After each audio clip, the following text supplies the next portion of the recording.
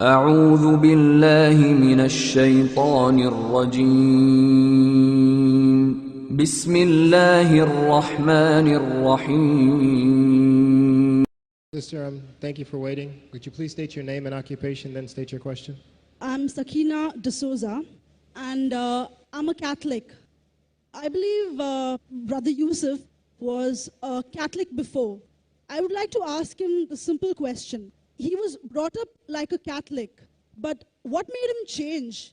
Doesn't he believe that the Messiah is true, or did he ever feel that the Catholic religion, has not brought up any Messiah and the Bible is false? I would like to just know what that means, because he said he was a Catholic before and now he has become a Muslim.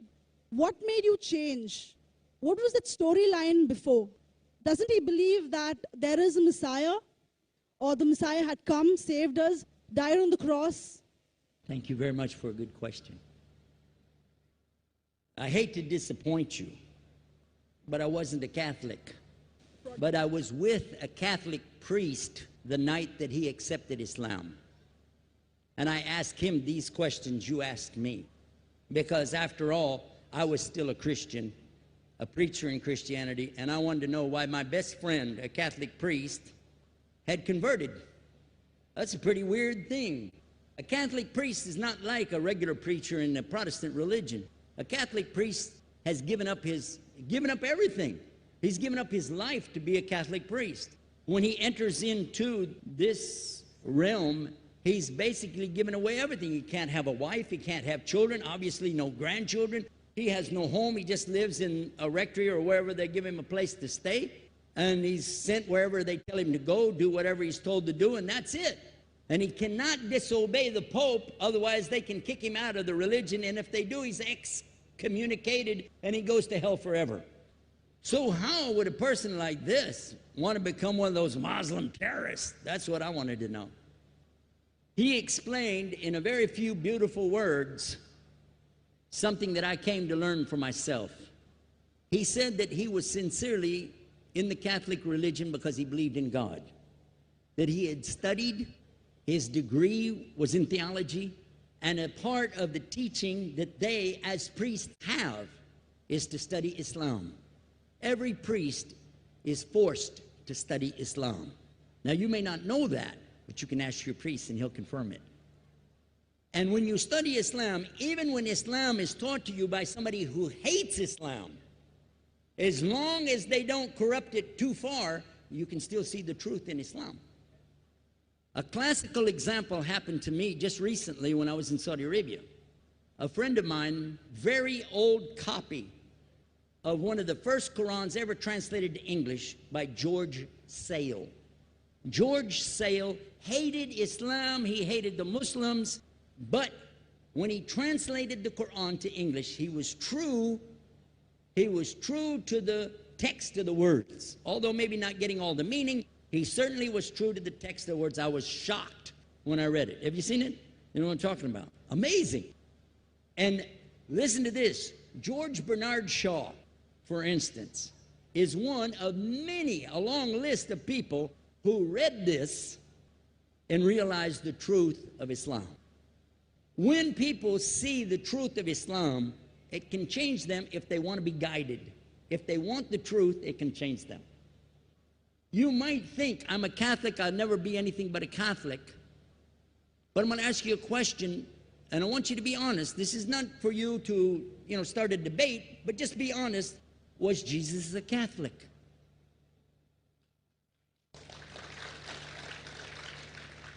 And it's not open to debate, so there's no point in opening that up, because you know and I know he wasn't. The Catholic Church was in business about 300 years before Jesus was born. It's on their website. Don't go like this. It's on their website. That's where I took it from.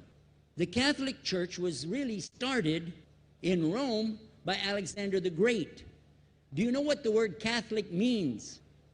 It means universal. It was the universal church for the Roman Empire. If you didn't join it, you could not be a Roman citizen. And it was opposed to the teachings of Judaism and opposed to the teachings of the early Christians for more than 200 and some years. And they were diametrically opposed to each other to the extent that it was the Romans killing the early Christians. Now, if you understand that and you go to their website and read, they didn't even take over Christianity until the year 325 AD. And when they did, they changed a lot of things, again, referring to their own website. But if you want to check it in Britannica or Americana or grow your encyclopedias, go ahead and read about the Catholic Church. When in August of 325 AD, at the Nicaea Council, they took over, first thing they said was, let's change the date of the birth of Jesus to be the same date as that of Mithras, which was the god, one of the gods worshipped there, and also the sun god's birthday was the same day, December the 25th, believing it to be the shortest day of the year. And Constantine was a sun worshiper of Sol Invictus. Go to the website, read it for yourself. There are a lot of points, but not the least of which, even today, if you go in any Catholic church, and I have, you'll see so many portraits and statues and idols and images throughout the whole place that for the one who's never experienced that, for a Muslim who knows about these images, he'll be like, whoa, a'udhu billah. Whoa, what's this? The first time I walked in a Catholic church, I was about 10 years old. I was shocked. I was shocked at the idols and statues everywhere, because in the Protestant religion, we were brought up to believe that the second commandment was just as important as the first commandment. The first commandment in the Bible, in Exodus, is the same as the first commandment in the book of Deuteronomy. It says, I'm the Lord your God that brought you out of the land of Egypt in the house of bondage. You know no other God beside me. Beside me there's no other gods. Thou shalt not have any other gods beside me. How many in this room agree with that commandment? Raise your hand. You notice the Muslims are raising their hand because it means Ashhadu la ilaha illallah. That's the first commandment for us as well. The second commandment you have clearly says, thou shalt not make any idol, any graven image of anything that creeps upon the earth, swims in the sea beneath, or flies in the air above. And I was sitting in a church one time, sitting there in the morning service, watching, the preacher talk, and, they go on and on and on, and sometimes you lose your train of thought. I was looking. Whoa! On the front of the podium, there was a fish. A fish. For the symbol, make you fishers of men. It had a fish. I said, whoa. Then I looked up above his head at the big stained glass window, and it had a dove, and he had the olive branch in his mouth. The dove is flying, the bird, I said, whoa. And then I look over here, and there's a cross with a man hanging on it. I said, wow, they didn't miss a single one.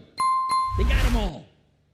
Something walking on the earth, something swimming in the sea beneath, something flying in the air above. So look at these two things. Clearly, the first two of the 10 commandments, bang, bang, boom. Because if you said God is more than one, where did you get it from?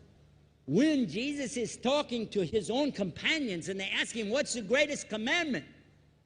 Mark 12:29. Clear.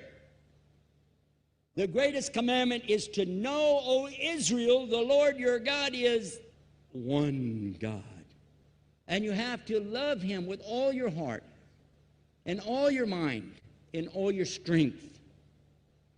And this is no different from what Prophet Muhammad ﷺ was saying the same thing to his people. Same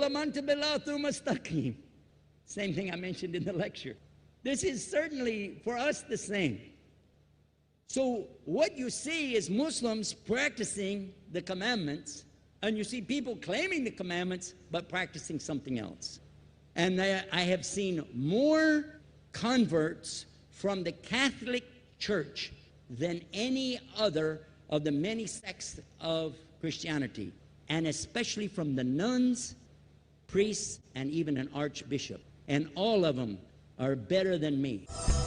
Those guys and women that I see do this, they still sacrifice their whole life to get the true message of Islam, not only to you, but to Muslims as well, because we all need to know about it. But thanks for a great question.